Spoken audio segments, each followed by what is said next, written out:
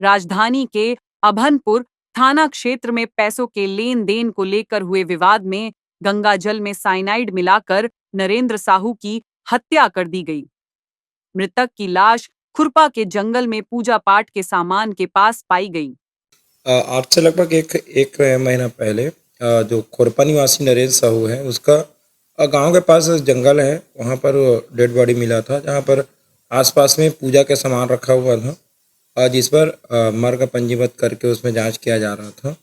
Doctor द्वारा PM report के दौरान उसका बिस्तरा प्रिजर्व किया था, जिसकी जांच के लिए एफएसएल रायपुर भेजे थे।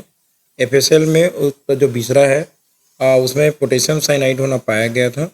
इसी प्रकार एक और मृत्यु हुआ था धमतरी थाना के रुद्री थाना एरिया में, धमतरी जिला के, यहाँ प्रकरण के एक आरोपी खुशवंत साहू हैं और उसके द्वारा नरेंद्र साहू को भी गंगा जल में पोटेशियम साइनाइड मिला करके मारने के संबंध में जानकारी दिया था। और वर्तमान में जो प्रकरण के आरोपी खुशवंत साहू है वो दुर्ग जिला के निवासी है और जेल में है। इस प्रकार से इस प्रकरण में पोटेशियम साइनाइड का पुष्टि होने पर प्रकरण में 302 कल पंजीबद्ध किया गया है।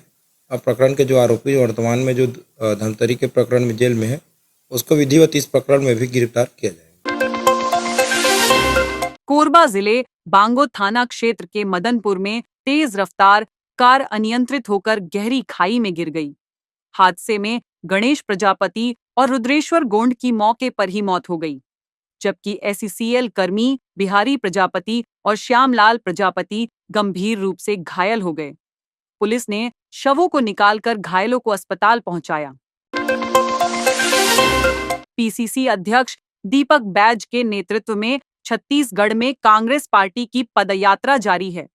इस पर उप मुख्यमंत्री विजय शर्मा ने कहा कि कांग्रेस को चुनाव समीक्षा और पदयात्रा के साथ साथ बस्तर की सुख शांति के लिए भी अभियान चलाना चाहिए।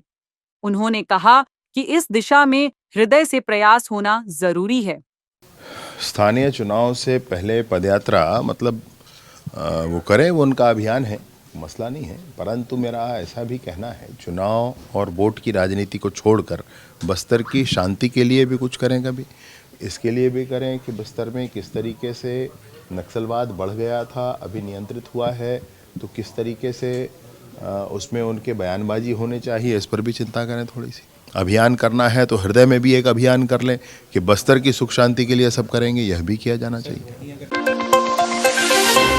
धर्मांतरण के मुद्दे पर उप मुख्यमंत्री विजय शर्मा ने कहा कि भाजपा की स्थिति स्पष्ट है कि लालच या दबाव डालकर धर्म परिवर्तन नहीं होना चाहिए। उन्होंने इस मुद्दे पर भाजपा की नीति को लेकर एक सख्त संदेश दिया। भारतीय जनता पार्टी धर्मांतरण के विषय पर हमारी बड़ी स्पष्टता है कि लालच देकर दबाव डालकर कोई धर्मांतरण न कराए। किसी का व्यक्ति विशेष कोई विषय होता है वो उनका अपना पॉइंट ऑफ व्यू है, परंतु ये हमारी बहुत स्पष्टता है, तो इसमें हम जो करें न करें हम इस पर आगे जरूर बढ़ेंगे। भाजपा संगठन में संकट के सवालों पर उप मुख्यमंत्री विजय शर्मा ने कहा कि संगठन में कोई संकट नहीं है। उन्होंने कटाक्ष करते हुए कहा कि जो लोग ऐसा कह रहे हैं वे खुद संकट में होंगे। भाजपा पूरी मजबूती के साथ काम कर रही है।